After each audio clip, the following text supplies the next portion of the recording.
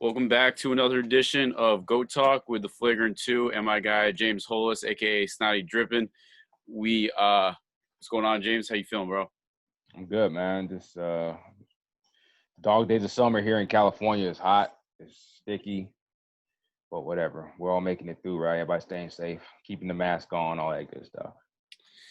Yes, sir. So the theme of this pod has been who's the best player that came from all of these NBA franchises. We did the Blazers, did the Hornets, did the Suns, and now we're looking at the Atlanta Hawks. They were in St. Louis, so we got some Bob Pettit action. But what can you say about this team, man? They haven't had a ton of success, but what are your thoughts? What do you think about the Hawks? What do you think about?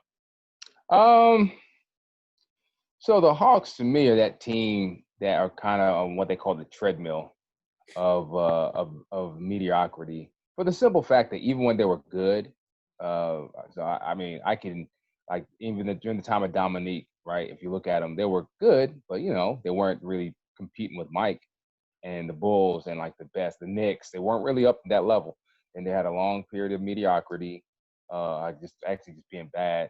Then the next time they were good again, they had the Al Horford, Paul Millsap era. Um, and they just, they were good, but LeBron James would lay waste to them every year. They it kind of culminated in that corny all five starters, won the player of the week or whatever. And they made all these all stars, and LeBron James just torn to bits. So they just never have had that transcendent star, that guy to take him to the next level, and to really say, all right, I'm a top 5 NBA player, put a team around me, let's win. And I almost feel like that this latest, they could have drafted Luka, and they didn't. And Trae's good. Trae's really good. Trae's has a chance to be a top 10 player in the league one day because he's kind of like going to be the next evolution of Steph. Not saying he's been better than Steph, anybody, but he's in that mold. But they could have had Luka, almost a triple double, 20-year-old MVP caliber type player. So that's kind of like the epitome of how I view the Hawks. And now, like, they put themselves in a good position, it seems. But they're in the lottery again this year. So, I mean, we'll see. We'll see. Yeah, we're definitely going to go into their draft picks. So if you're just tuning in for the first time, we typically go into the best players, but then I think the most fun part is going through the draft history. And we try to give credit when credit's due on good picks, but more often than not, these teams that we've gone with, they like you said, the sustained mediocrity is usually because of bad drafting, and the Hawks are no exception to that.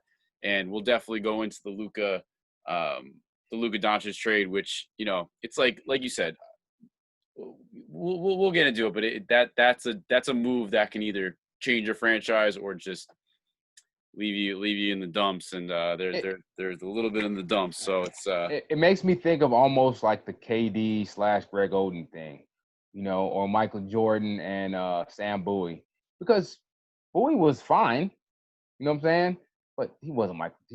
And injuries robbed you of Bowie.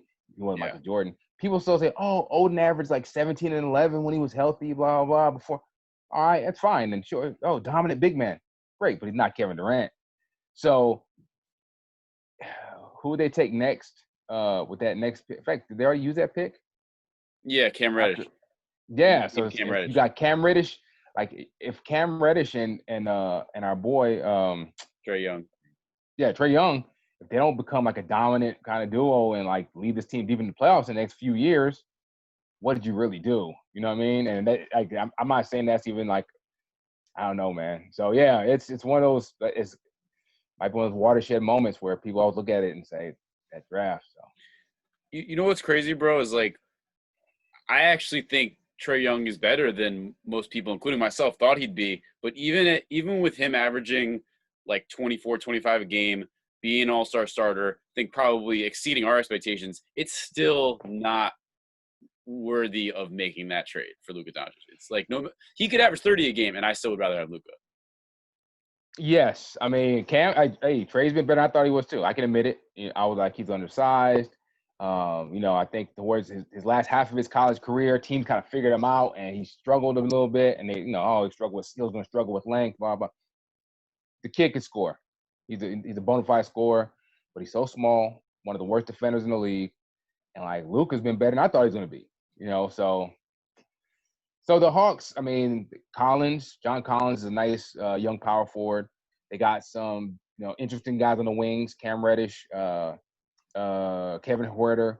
Like, they got some shooting. They got some things that look like you can see the makings of a real team. Let's just see I guess we got to see how it turns out. Yeah, man, we'll definitely get into more of their draft picks, but we threw out a poll of as we do, who's the best Atlanta Hawk player.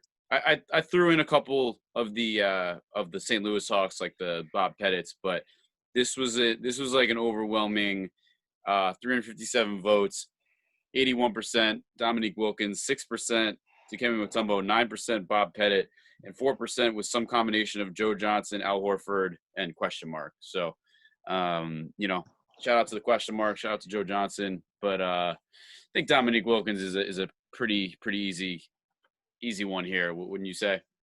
Yeah, and that's why, I mean, I knew the minute you ran this poll, I knew what was going to happen. Like, Neek far and away, Neek was the Michael Jordan of Atlanta, which meant, not saying playing, like, obviously player comparison wise, but he was like adored. He was worshipped in Atlanta, in that area, in his time. And this is before social media and everything. But like Neek, Neek had that little curl. He was a handsome man, 6'7", 6'8". You know what I'm saying? Athletic. He was just like, and he played with flair. He was Dominique Wilkins. Even like to this day, I think he still does broadcast down there, and he's like beloved. So. I knew that, when you think Atlanta Hawks basketball, you definitely think Neek before you think of Al Horford. You know who I think? He actually very much career-wise and kind of beloved. I think and just dunking prowess. I think he actually, you could compare him really very similarly to Vince Carter. Two guys who are adored in their province, dunked proficiently, had great highlights, but what did they really do? The reason I would say it went more like Vince Carter is because I think Neek was more universally respected by other players, while Vince Carter had Vince Carter had a kind of a reputation, even like amongst other players, of kind of being soft. You know what I mean? I think guys kind of knew if we go up Vince and hit him a couple of times, take the starch out of him a little bit. And like, look, Vince is universal love for his dunks, but like look at his numbers compared to how we view him.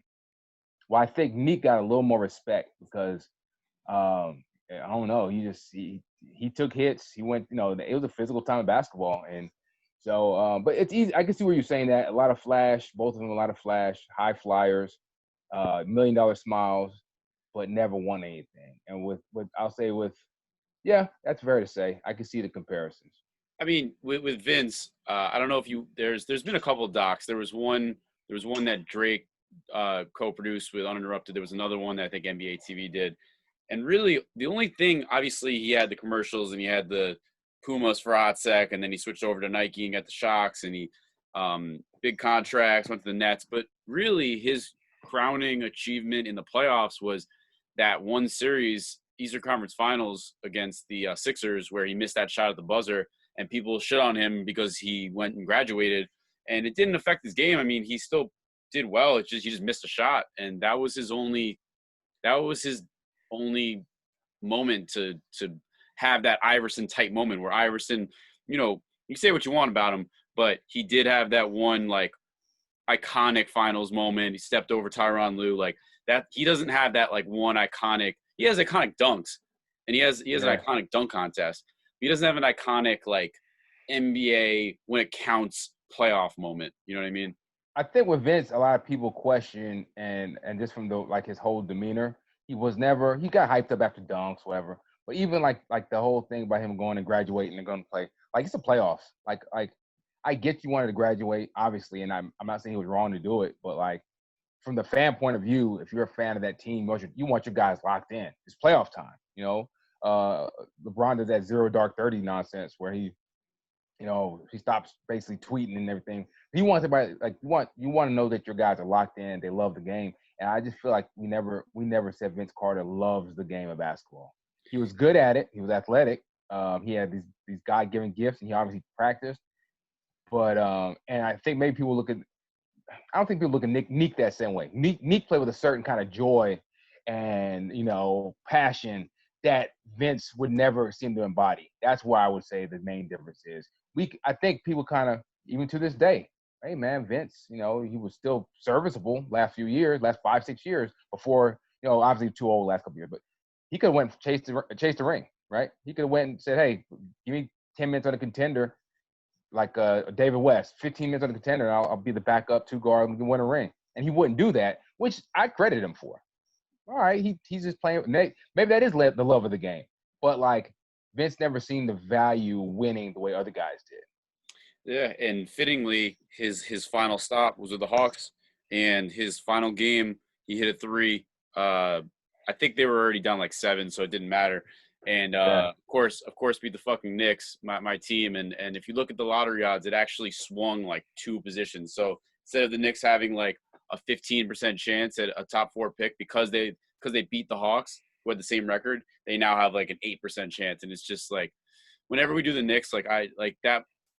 We might not run out of content because it's just a laundry list of horrific stuff. But just to finish up on Neek, 12 years in Atlanta, 9 All-Stars, 8 playoff appearances, only 1 conference finals. So it's a little bit tough. Do you want to hear the other contenders? I mean, not really, but we can. Yeah, I mean, we know it's Neek, man. The longevity. And look, the teams around him weren't great. I know he played with guys like Tree Rollins. I think Doc Rivers was there for a minute. Yep. Maybe Sleepy Floyd was there. Like they never had a great roster around him. He never had we all, even Michael had to have Scotty. He never had a Scotty. You know what I mean? And year after year, he not was that not even close.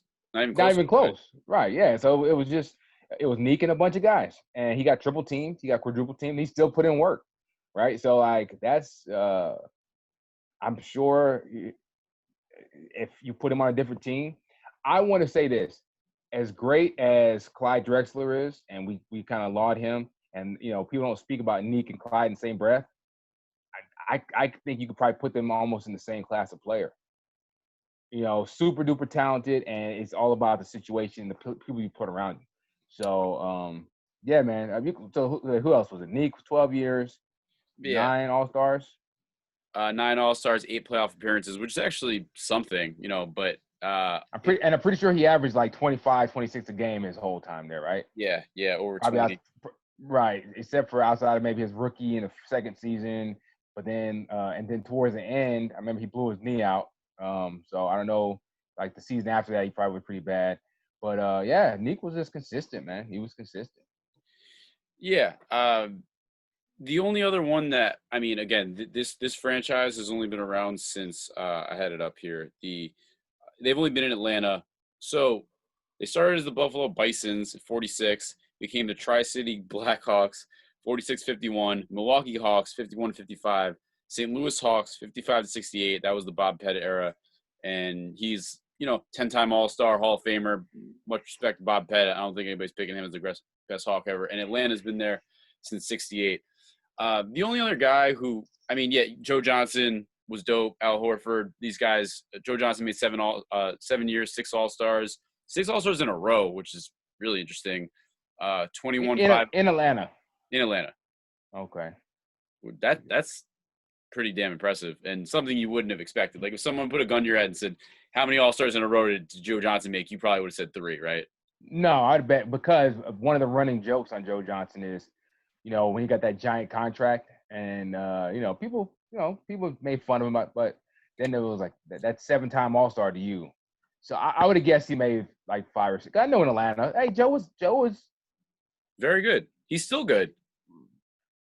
Joe was Joe, exactly. So again, we can't really kill a guy for Joe Johnson, like Joe Johnson, for playing the era of Kobe Bryant, Dwayne Wade. Sure, those guys were way better. Doesn't mean he wasn't though. So yeah, I get. I mean, it is what it is. Yeah, the only other one that obviously he came in a distant second here, but Mutombo in his 5 years, I will say he made those 5 years count. 5 years, 5 All-Star games. The thing that's impressive to me is two Defensive Players of the Year in Atlanta and 2 rebounding titles. It would have been in bold if he had a blocks title in Atlanta, but it looks like he didn't. But I'm sure he was top 2, top 3.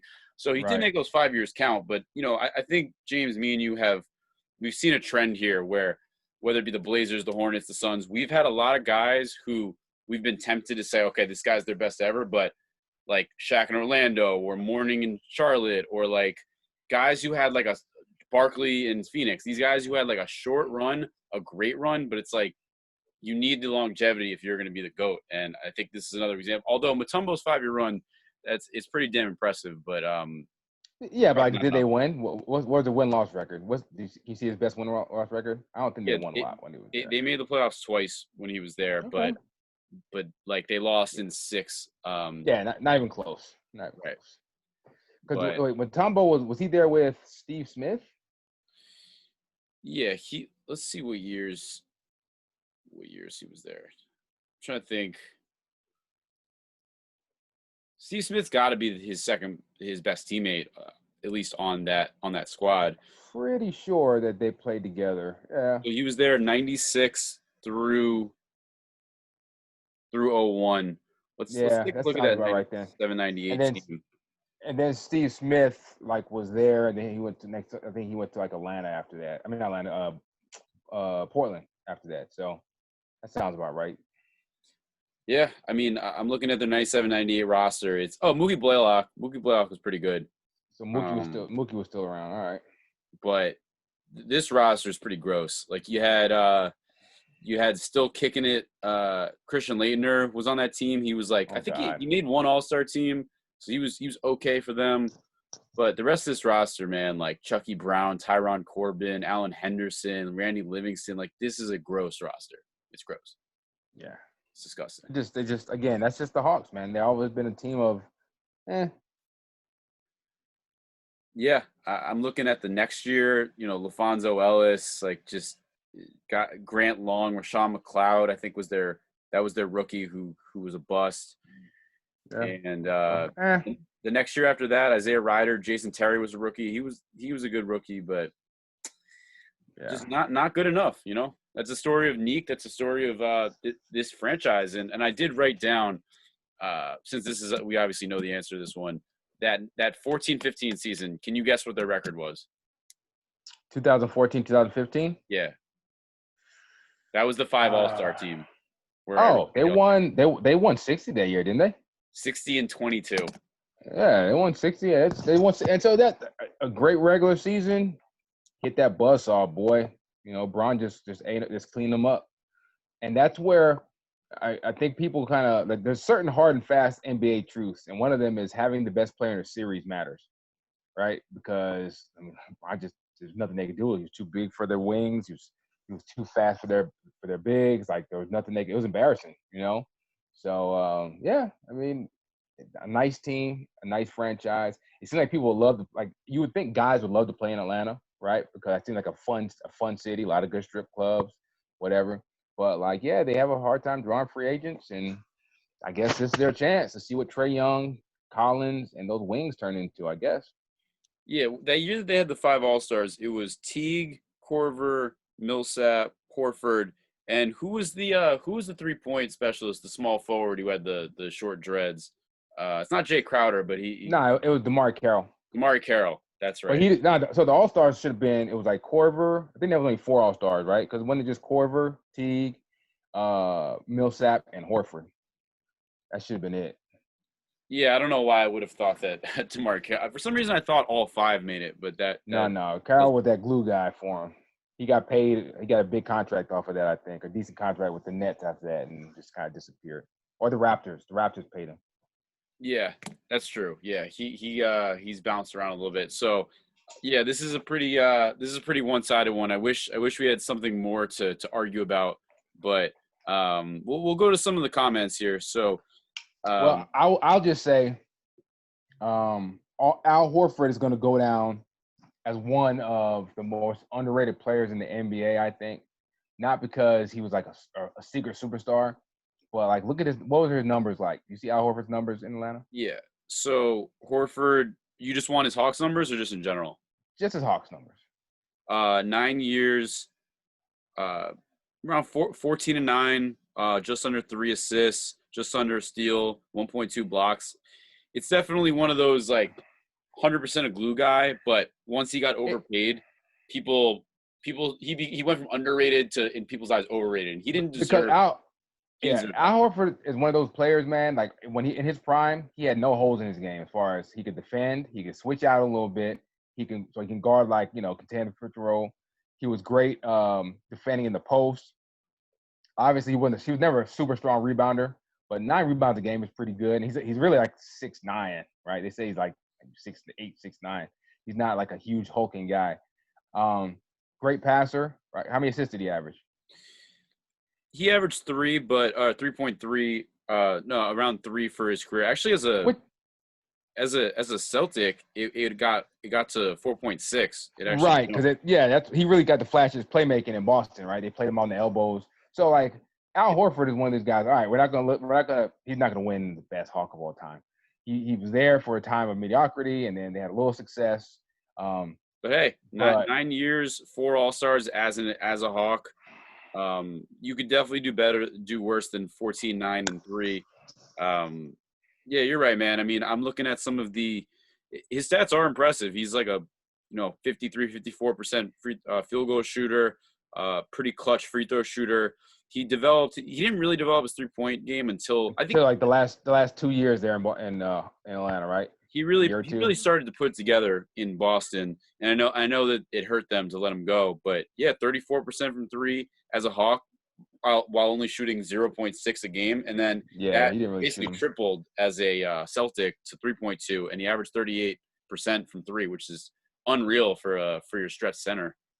It's just sad that like again something about this being Atlanta. If he played the exact same way for a better team or had like a better co-star there instead of just like Joe Johnson's great, he's good, but you put him with a great player and he looks so much better. So he was like I get it. He left Boston and maybe I even overrated him a little bit. He left Boston and the Celtics kind of didn't miss a beat really. I mean, it's like I'm called the Brad Stevens magic. Daniel Tice has given us a lot of what Al Horford did, but the fact is, and yes, he's very overpaid now. I think he earned his money in Boston. He was fine. I didn't mind paying the money in Boston. He was making 28, 30 million in Boston for his 3-4 years. It was Yeah, 3 years, and then he opted out. But yeah, now he's severely overpaid and it looks worse because he's slowing down a little bit. But 4 he's a years, good player though. 109.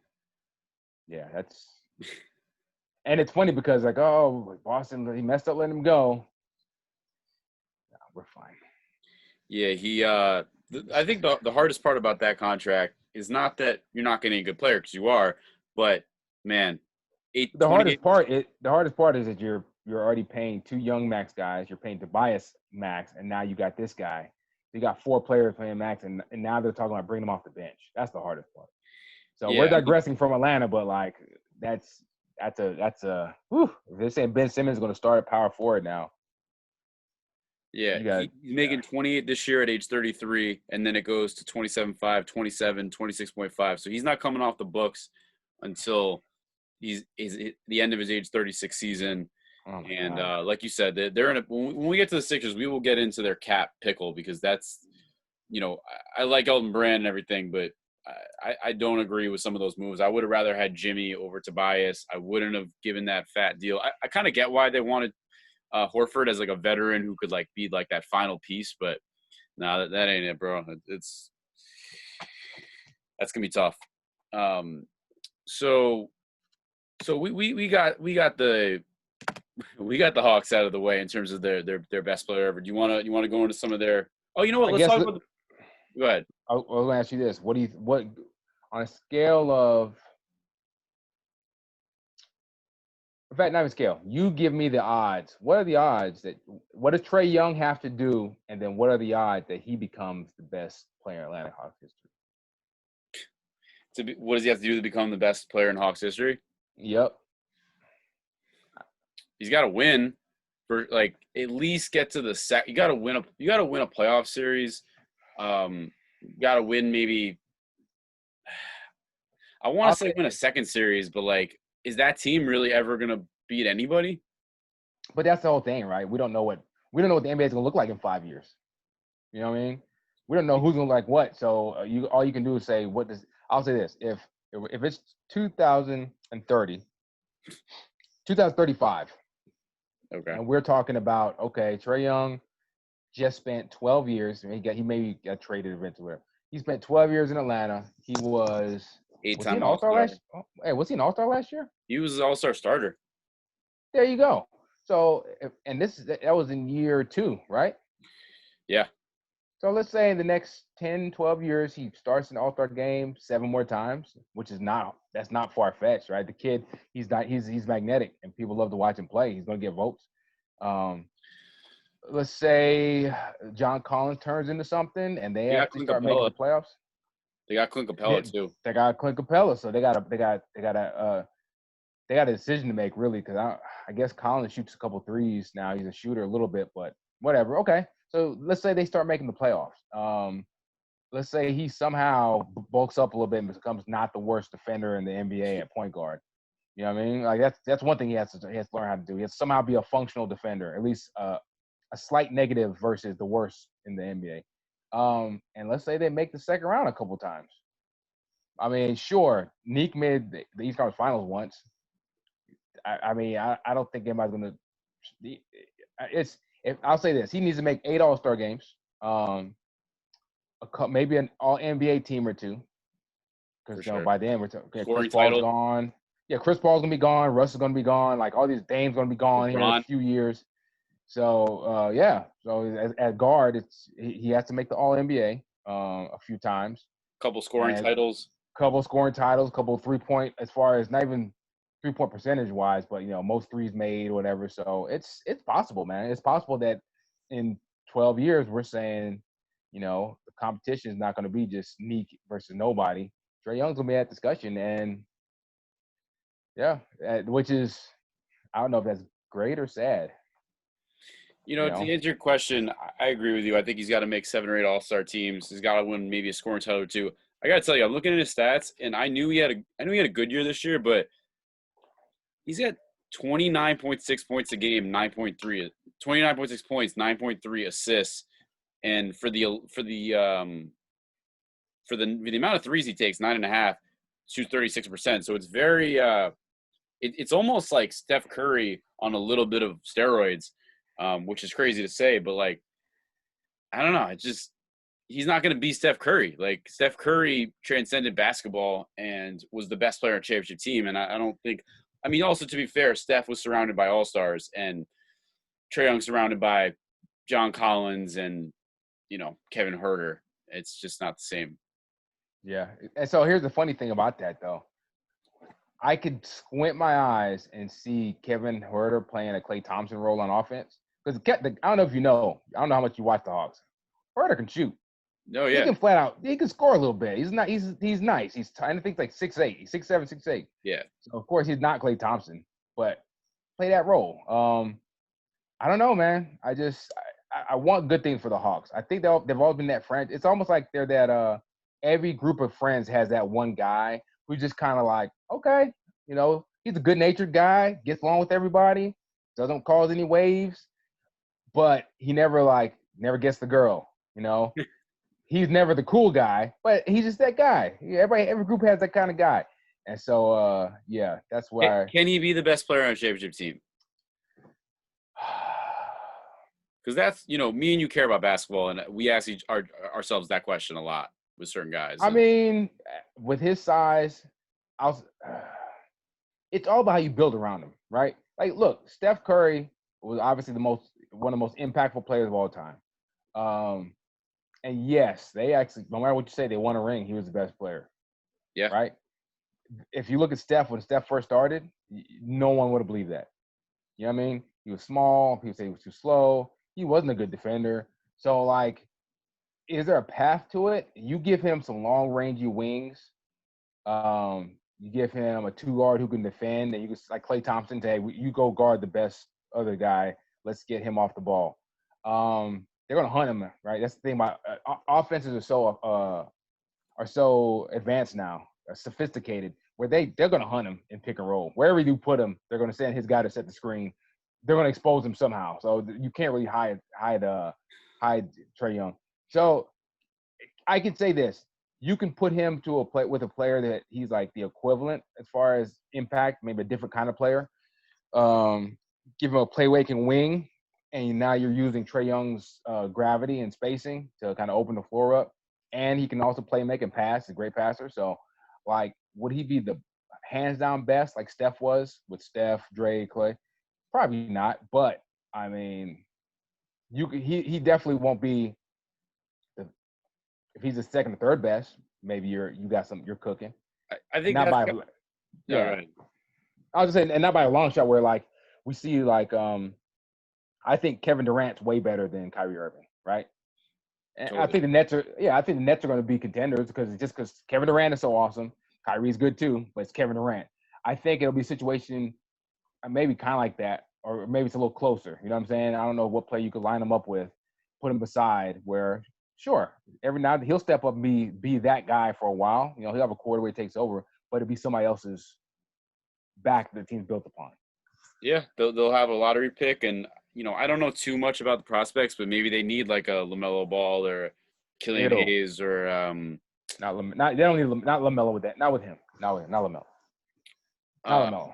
Yeah, what I was gonna say is, when I asked you, can he be the best player on a championship team? And it's like, I think the problem with that Hawks team that won 60 games in that, that era where they were making the playoffs almost every year, it was cool. It was a cool time to be a Hawks fan. Like, they were winning games, they were making the playoffs. Budenholzer actually like had a cool system, but ultimately, Joe Johnson, Trae Young, these are guys who Al Horford, these are guys who can be the second best player on a championship team. Like, if they had a Kevin Durant to go with Joe Johnson and Al Horford, you know what I mean? Like, they could probably win it all. But like, and I guess this will lead us to the draft. And obviously, as we mentioned earlier, we go through the last maybe 5-10 years, some of those picks, but the Doncic for Trae Young and Cam Reddish trade is just it's possibly going to go down as I don't want to say the worst trade of the decade, because it's not really fair to Trae Young, but it did more for the Mavericks than it'll probably ever do for the Hawks. You think that's fair? Just due to the magnitude of how impactful and productive Luka Doncic has been, I will say, I don't know if it's the worst of all time. We've seen worse trades, right? But like, it's of such magnitude. I mean, if you're saying of the decade of what? Are we saying the 2020s or just in the last decade? Because the Celtics trade of Paul Pierce and Kevin Garnett getting all those picks, to me, is always going to be the standard. Yeah, they end up with Jaylen Brown. They end up with Jaylen Brown and Jason Tatum and other stuff too. So, but no, I don't think you're being hyperbolic if you say it's one of the most.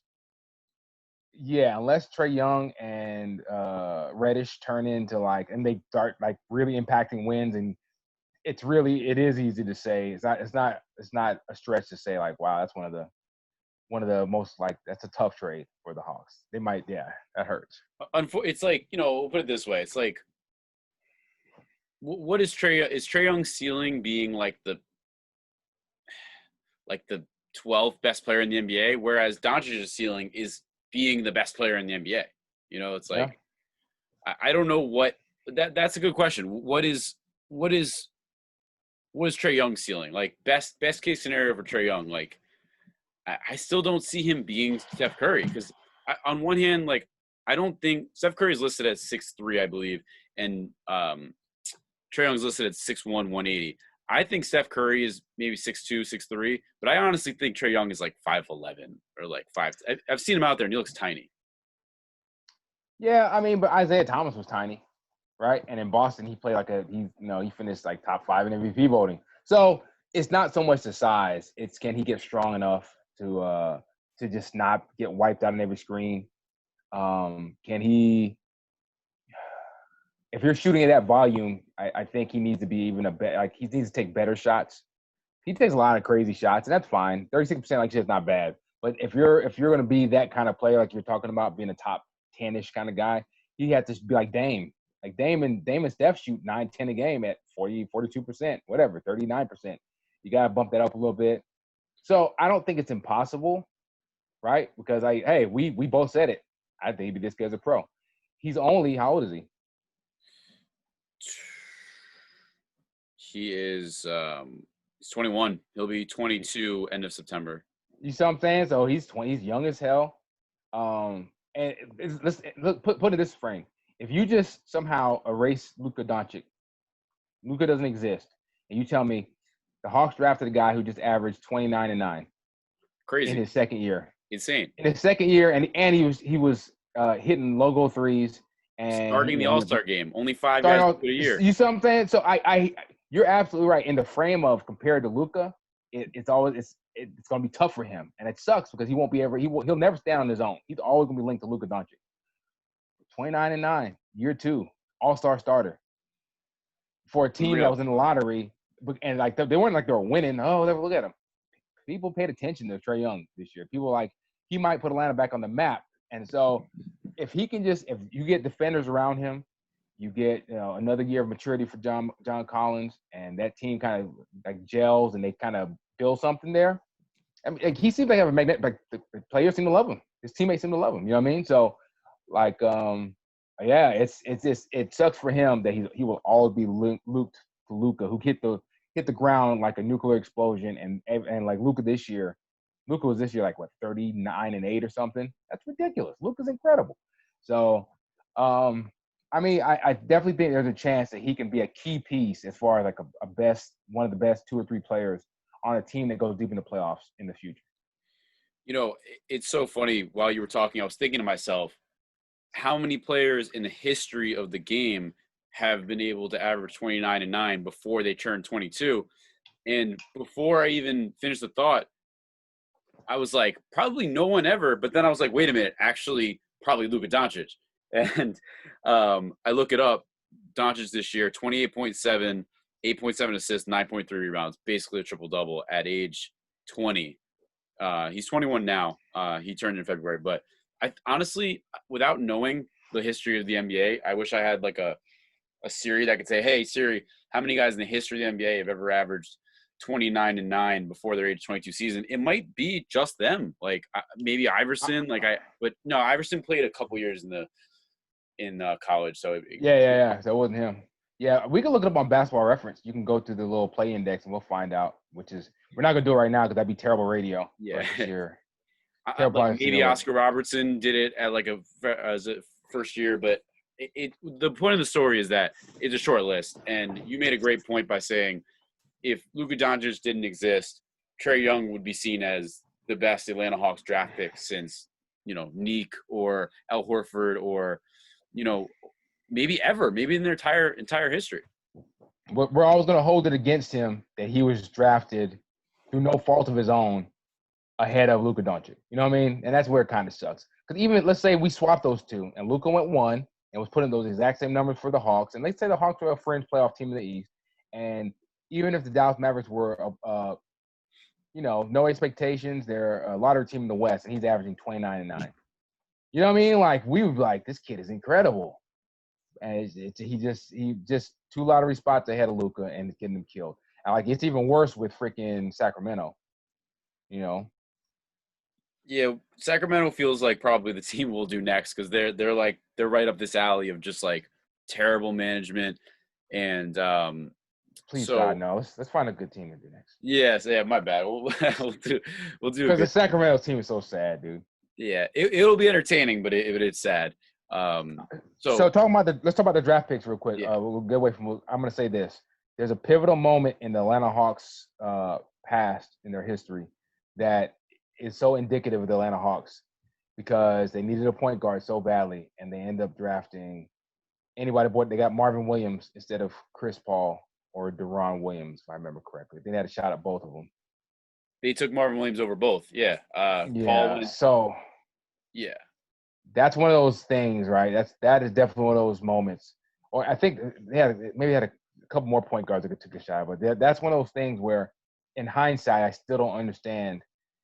I think they said at the time they were trying to build a bunch of, even it's funny because they're kind of ahead of their team. They wanted to make a switchable, like long rangey athletic team, and so they drafted Marvin Williams. And Marvin Williams is fine. He's still playing. He's playing for the Bucks right now, and I think he's gonna have a role.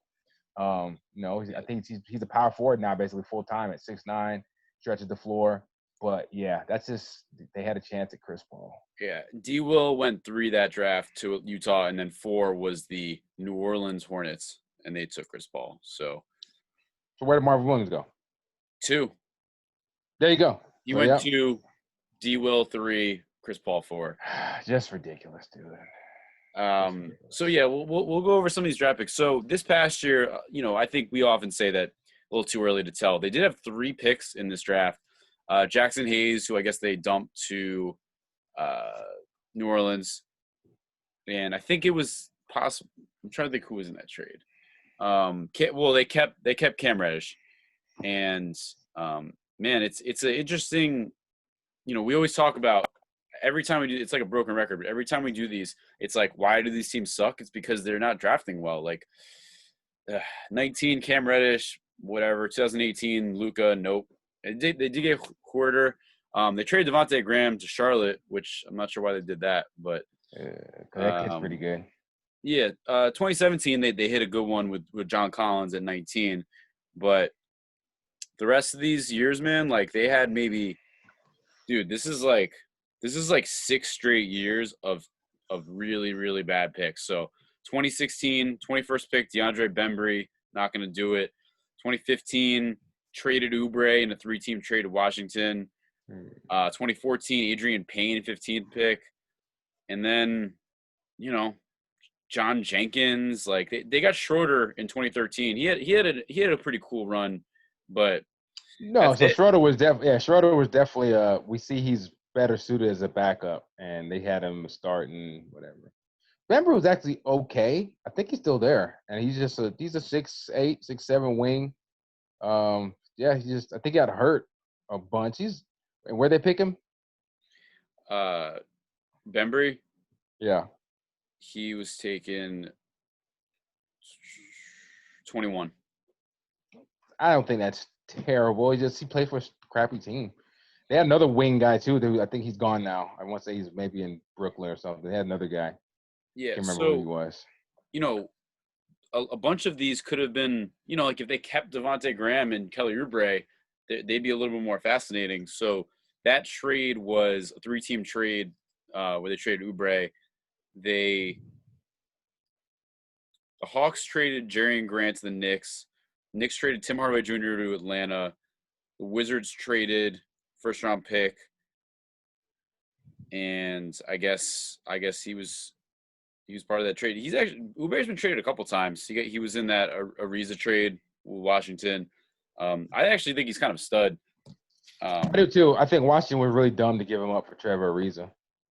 I think Washington made a mistake there because he was a young asset. 6'9", he's athletic. He's fearless. He's kind of a knucklehead, I think. Not knucklehead. That's the wrong term. He's kind of a space cadet. Yeah. I feel it's kind of a space cadet where in like the Nick Young vein and like. Yes, it's sometimes he gets a little caught up in the other BS instead of basketball. Beasley's a whole different class. He's a whole different kind of space cadet. But I just look at him. It's kind of weird to see him traded a couple times. I'm glad that the Phoenix Suns gave him a little money and they're going to keep him around for a couple years. I think he's a good player to put beside a guy like Booker. So yeah, I'll say this: the ultimate thing, what you want to see from the Hawks now. Hold on. Let's talk about worst draft pick. Worst draft pick. They got so many bad ones. It's hard to really nail it down. They just, like you said, man, so much of a franchise and a front office can be linked to their drafting, right? And their trades. So the Hawks have just been making these weird moves, bad moves. They just kind of churning through a bunch of just mediocre players, and they lucked out. They could have had Luka, but they still, they backed into Trae Young. And like you said, John Collins is a good pick. That's good. But other than that, man, it's just such a. I think their GM's name is what? Travis Schlenk is in him. So maybe this is some like hopefully I know he had the. Sorry about that. Oh crap! Where'd my thing go? I want to add while you're frozen that which could have been a good pick, the second round pick that was that 34th pick that Devontae Graham they traded for another second round pick, Bull, but then they traded that, so they could have just had a core of Trae Young, Oubre, Devontae Graham, Collins, but yeah, let's move on to worst picks. Um, they haven't, the last 10 years, to their credit, they haven't had top picks because they were a playoff team for that Joe Johnson era. Yeah. But they've only had, so they did have a run here between '04 and '07 where they were basically top six every time. And '04, sixth pick overall, they took Josh Childress. They made up for that by taking Josh Smith, 17th, who deserves a little bit of love here because Josh Smith was a multi-time All-Star, was super fun, not very efficient, but made an all-defensive team. Never made an All-Star team, which actually I was a little surprised to see that because he was like a 17-10 guy. But yeah, 17-10 is not All-Star worthy. But wouldn't you have thought that he made one All-Star team? No? Okay. I would not have thought so. Because Josh Smith, again, he was like the Uber version of Kelly Oubre. He was a head case. He was a space cadet. So 04, Childress 6, Josh Smith 17.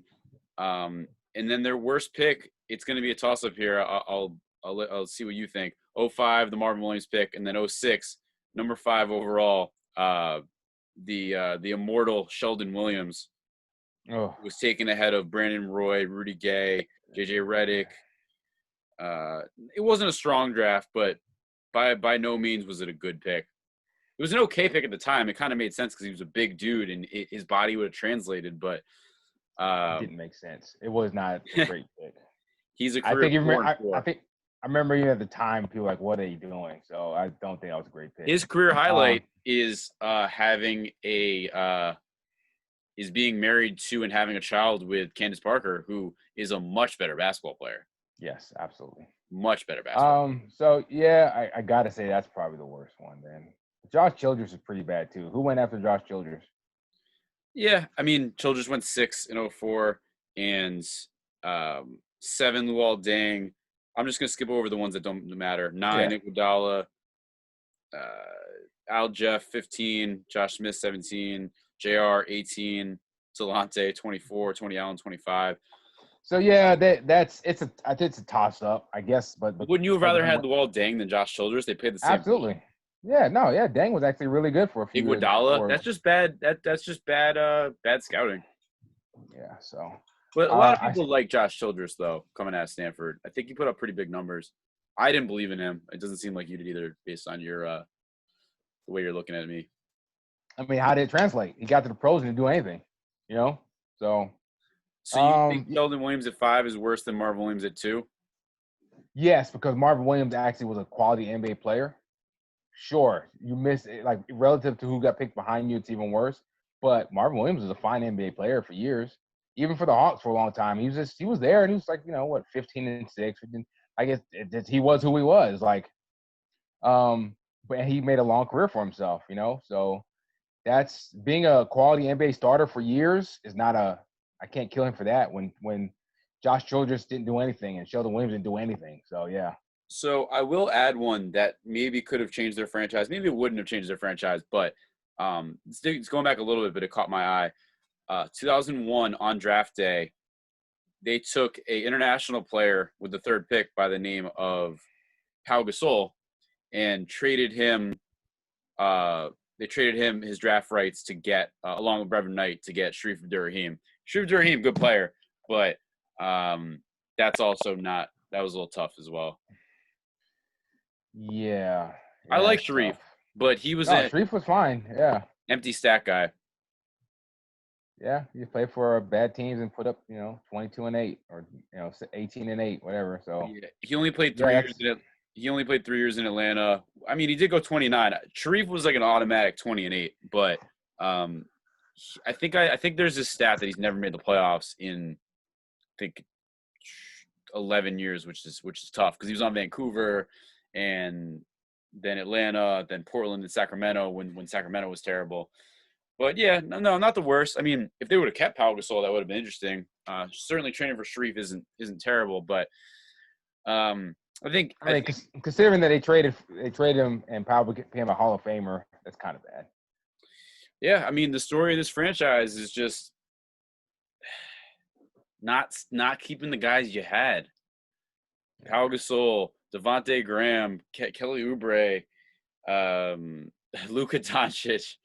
I mean, damn, bro, that's like 10 years of, obviously Graham isn't as and Oubre aren't as impactful, but that's every one of those are the same theme is that they had them drafted, every one of them. Yep, it's just like that separates the good teams from the bad teams. I think is like really sniffing out guys that can really play, and you somehow keeping a hold of them. So yeah, I think the Sheldon Williams is a good. You said that was their worst draft pick. I'm only gonna say it was Marvin Williams, not because he's not a good player. He did turn out to be a good player, but I think the opportunity cost that they lost by not getting D. Will or Chris Paul. You can say what you want about D. Will. He was a stud for a few years, but they could have had Brandon Roy. Well, I guess Brandon Roy didn't last that very long. I guess. Hey, but I'd rather have 5 years of Brandon Roy than 8 years of Marvin Williams. That's true. So I don't know. I think the opportunity cost of missing out on, especially like you said, when they needed a point guard and they just said, I think their GM probably said Marvin Williams is the best player available. Definitely a red flag. He didn't start on his own team in college, but I think it's because they were loaded. So it's not a huge diss to him, but could add Chris Paul. But then again, a lot of teams could add Chris Paul. And, Utah could have taken Chris Paul, but it took Darren Williams. Remember when that was a debate? That was funny. They were both on the cover of ESPN. Who's better? Deron was really, he was legit. We gotta look back at it now and it looks like a terrible, because Chris Paul stayed so good so long and Deron Williams broke down. But no, it was actually like Deron used to go at him head to head. The numbers were comparable. He was a beast until he started getting hurt. Yeah. I mean, I'm trying to rack my brain for any other notable Hawks that we might have missed. The only other one, and then we'll get into questions and comments that people said. Kevin Willis, 11 seasons there, 14-10, made an All-Star team. Longevity-wise, hey, that's enough Hawks content. That's probably enough Hawks. All right, so that's enough Hawks. I'm talking about the Hawks. We probably did 10 more minutes than anybody in the last 5 years did on the. Okay, so we'll go to some questions and comments, and let's see. Somebody, Charlie Breeze said Dominique S curl box Dominique. I'll take that. That's a worthy comment right there. Let's see. Infinitely more offensive teams. Somebody, the great Ignaris said they're definitely more offensive. There are definitely more offensive team names, but did anybody do a stupider job naming their team than Bob Johnson with the Charlotte Bobcats? It's like if the Knicks were renamed the Jamesons. MJ may stink in most ways as an owner, but he did fix that travesty, which not really on top of anything, but Bobcats was pretty stupid and irrelevant name, irrelevant team. It was self-serving. Like Bob Johnson decided to make the Bobcats. Like, yeah, that's pretty whack. We did the best Hornets ever. We didn't do the best Bobcats ever, but it was probably Tyson Chandler or Gerald Wallace, right? I mean, they Gerald Henderson. Like that was a very short and shitty run. So Kemba was never a Bobcat? That is a great question. Kemba. I thought Kemba was there for the Bobcats. I think I'm like pretty sure he was, because they only went back pretty recently, right? Hey, I have a question. What's up? Why do you hate me? What do I hate you? why are we rehashing the freaking Hornets and the Bobcats again? We I had just all this. all right. He was 3 years as a Charlotte Bobcat. So anyway, sorry, I'm very. Why are we going back to the? We just finished the Hawks, and I'm trying to cleanse my palate, and now we go to the freaking Bobcats. What are you doing right now? I don't know what the hell we're doing. Oh, We can answer. we were answering a Well, question that was a self-serving Bobcats question. Somebody did ask a good bubble question, so I will find that. Uh, Anything you want to extemporaneously add while I look for this? I don't know if you saw this while you were prepping the show. You see Harden's picture on the Rockets Twitter feed with him wearing the mask. I saw him walk in, but no, was there something funnier than that? So he's wearing this mask, and if you look at it, you know what? We're not even going to touch on it. We're not even going to talk about it. Okay. We're not going to talk about it because it's just I think it's kind of like I don't know if he meant to do that. I'm pretty sure it's kind of tone deaf. Any listeners out there, just you tell me what you think about Harden and his mask and what it's saying at the moment. Was it It's funny that anti-Semitic? Because that's the new. no. I wouldn't be laughing about anything like that. So what do you think about Dwight Howard getting snitched on? Apparently, Dwight Howard said somebody on the there's a tips line that the players can call or whoever can call around the area, and they call because he walked around not wearing his mask, and Dwight Howard said he got snitched on already. I think there's a deeper link to that. I think people just universally, rest in peace, Kobe. Kobe didn't like him. I think a lot of people just don't like Dwight. I think it's part of that, partly that. I'm not gonna read that deep into it. I think the players that are there are taking it seriously, and one of the rules is wear your mask. Exactly. So I think, as weird as it is that they're dropping tips on other NBA players, you know what I mean? It's kind of like it shouldn't be their job to police that, and they should. It's almost seems like it'd be fractious because the NBA always says we're a brotherhood. We look out for each other. Yeah, well, I guess in a way they are looking out for each other by doing that, but it's kind of weird. So, and it is so Dwight Howard to be walking around without a mask. All this talk we're doing, everything about safety, all this, and you're walking around without a mask. Like, what are you doing, dude? Yeah. So we'll go into a little bit of bubble talk, but I want to you like this question on Twitter. Somebody asked, the hour is at hand. Tall Blanca XO. That's a cool name. Bianca. Tall Bianca. Oh shit. Did I miss a? Yep, Bianca. Good call. She asked, say they were updating NBA Jam TE, which I don't know what TE is, but the same way they're updating Tecmo Super Bowl with 3-man rosters, you could have a sub. What are your top 3 teams to play with, and who's the worst team in the game? So, is this all time? Is this current? Like, what are we basing? Well, I'm thinking when they do NBA Jams, I think we're talking about players right now, right? I don't think it's all-time teams. I think so. Right now, like for me, it'd be Boston, obviously. Well, I'd have Jaylen Brown, Jason Tatum, and Kemba. my sub would probably be Kemba. You know what I mean? That'd be fun for me.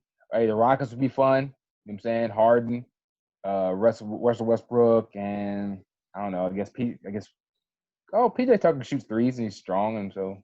Well, you can have 3 and a sub, or you can only have 2 and a sub. Is that no? So it's 2 and then a sub, right? Because NBA Jams is 2-on-2. Yeah. So AD and LeBron probably, right? AD and LeBron definitely be there. And I guess Kuzma, I guess, be the sub. I'd rather have I'm trying to think. Who? Avery Bradley? You know what I mean? It doesn't matter because the subs can come in and just scrub it up, whatever. I don't know. That's a good point. I don't even know who their third best player is. I mean, there was so much hype and promise for Kuz, and I think it was you who put up a poll. It was like, who's the better player, Kuzma and it was like one of the most lopsided polls I've ever seen on Twitter. It was like 10,000 votes and 3 people voted for Kuzma. I think it was Kuzma, or I don't know if it was Tatum or if it was Donovan. It might have been Donovan Mitchell. You know what I'm talking about? I put that up. I thought you did. I saw it on Twitter, and I definitely commented and said this is. People are just very down on Kuzma. So this is a little bit of a tangent, but do you think Kuzma has regressed, or do you think he just is what he is, and people maybe had higher expectations, and maybe he played above what he really is? I think he put up a lot of numbers for a bad team. He doesn't defend. He doesn't make plays for others. I think that he's a little older, right? A little more advanced physically than a lot of the other guys because I think Kuzma's now 24 already. And he did time in college, which is not bad, but we looked at him as, oh, this guy's a great, young player, rookie, but he had 4 years of college, 3 years of college, whatever it was. I think that uh, yes, it's not really regression. His role shrunk. He went from being able to play all the minutes he wants to kind of play a lot because they were playing for a lottery team, and then playing beside LeBron James, and now he's playing a very narrow, smaller, more specific role, and he struggled with it at first, and he's doing injuries too. He's good. I think he's fine. I think people definitely overhyped him when he's the best out of Ingram and Ball, and he's gonna be the franchise cornerstone. Yeah, and you know what? There's a Lakers pop because Lakers fans are such a loud, aggressive fan base that that was all the talk when Kuzma was putting up 16 or 17, whatever it was. So they really kind of, it's true, it's the big market thing, and of course they're on TV and Shannon Sharp's talking about him. So yeah, there was definitely an elevated expectation from him that wasn't fair and it wasn't legit. So Yeah, I think that's fair. The so other part yeah, of go ahead. I was gonna say the other part of her question is who's the worst team to play with, and it really pains me to say this, but it's probably got to be the Knicks because their best players are R.J. Barrett, Julius Randle, and like Reggie Bullock, and the Give ghost me of the three Pablo best. Prigioni. You're gonna make me say it again. Give me the 3 best Hornets. Devontae Graham, Malik Monk, and Not off the Rozier. bench. What's that? Not Rozier. Okay, and Rozier. I think Not Miles Rozier's kind of Bridges. close. Not I Miles like Bridges. Rozier. What's that? Miles Bridges. Okay, well, okay. So is the combination of Rozier, Bridges, Devontae Graham, Monk, whatever that jumble is that not better than the Knicks with R.J. Barrett, Julius Randle, and I'm a Knicks fan. I couldn't even tell you the third guy. Uh, Frank Ntilikina. I think the Knicks one might be the worst in the entire NBA.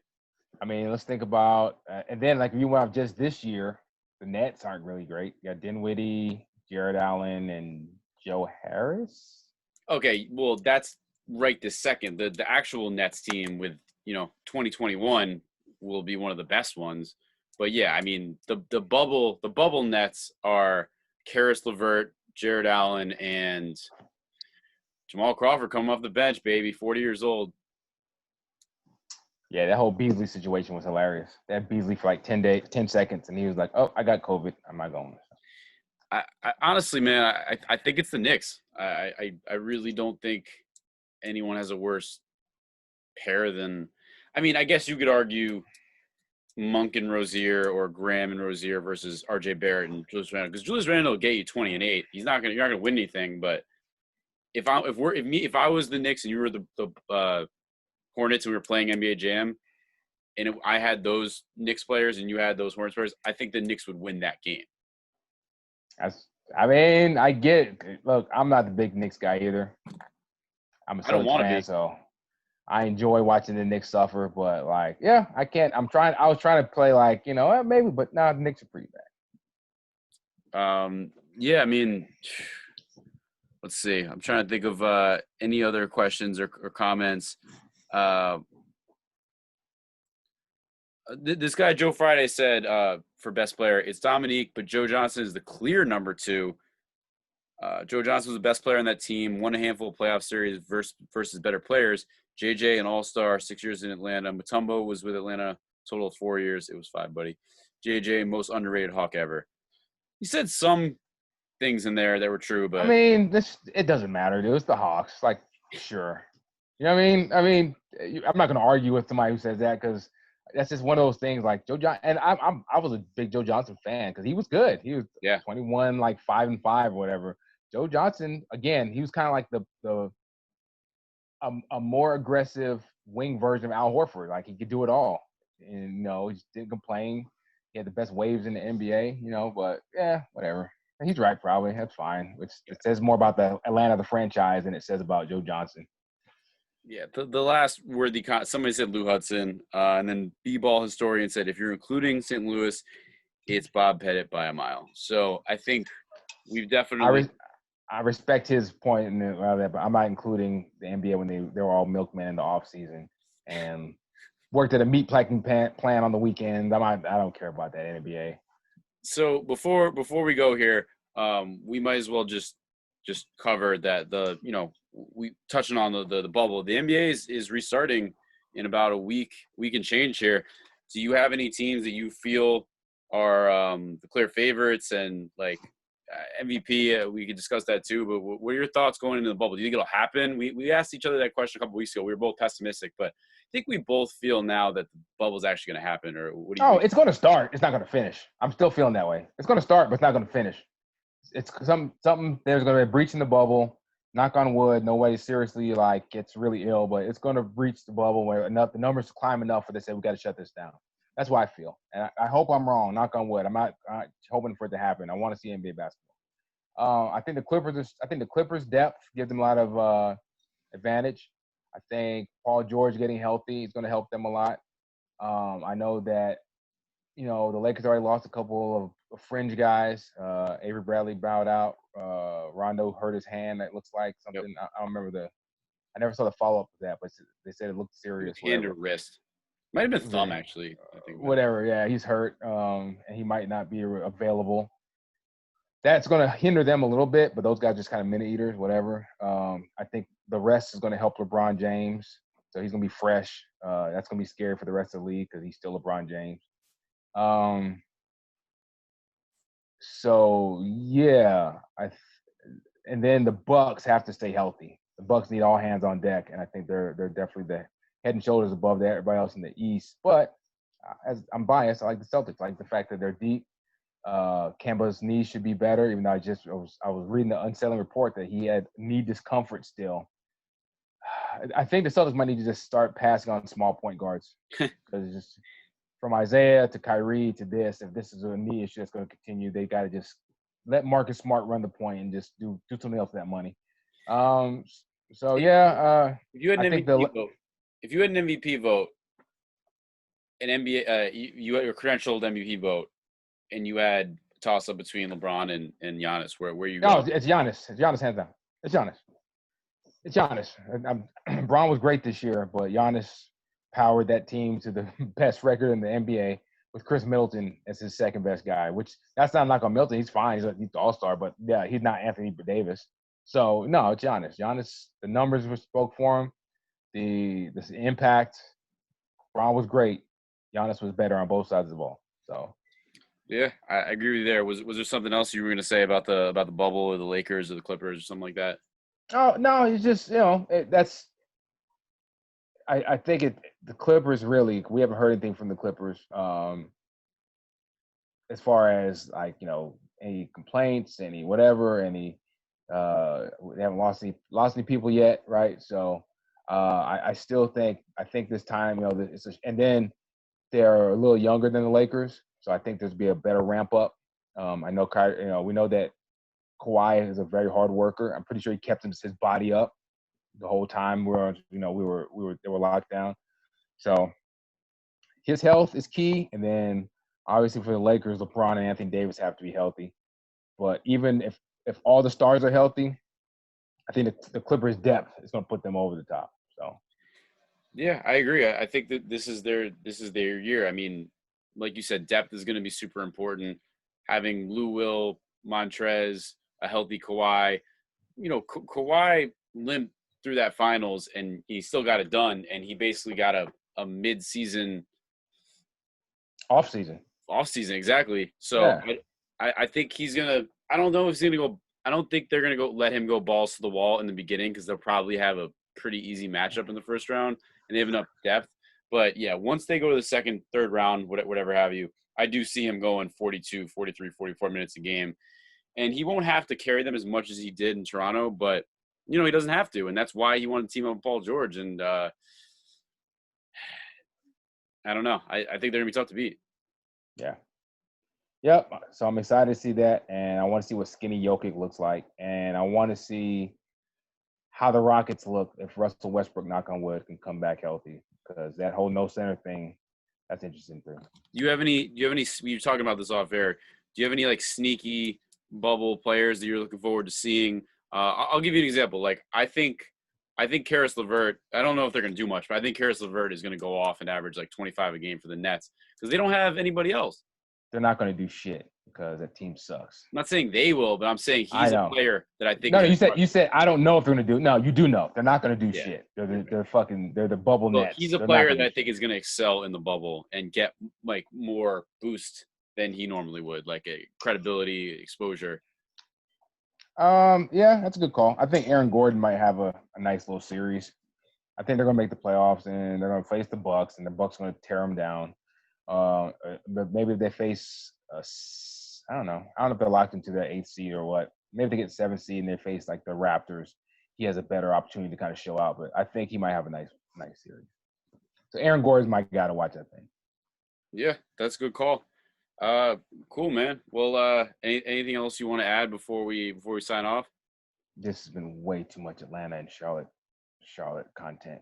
You know what? The people who like Atlanta, no. happy. Actually, even the Hawks fans are like, dude, you could have cut that out like 20 minutes ago. Well, that was way too much. You know how we roll. We're not cutting any of this out. No. I'm saying that they're gonna listen to it and say, God damn, that fucking James Hollis just fucking sat through that much Hawks talk. He's a hero. Hey, I mean, we mentioned Bob Pettit, we mentioned Josh Childress, names that most people aren't accustomed to hearing anymore. And so, shout out to them. I know it was painful hearing some of those names again, but we got through our 4th episode. We'll definitely be back with. I'm gonna promise James we're gonna pick a less depressing team next time. He doesn't want to do the Kings. And no fucking Charlotte talk. I don't give a fuck what anybody asks. No more Charlotte talk. All right, we are not going back to. We're not touching on the Hornets again. I refuse. We're taking Charlotte off. You could find us at the Flagrant _2 on Twitter. You could find James at Snottie Drippen, right? And that's yes, it. sir. That's the only place you're gonna find me. Yeah. That's the only place you're gonna find him. He'll be yapping about sports, and we'll be back soon. So stay tuned, and we'll check you guys later. Peace.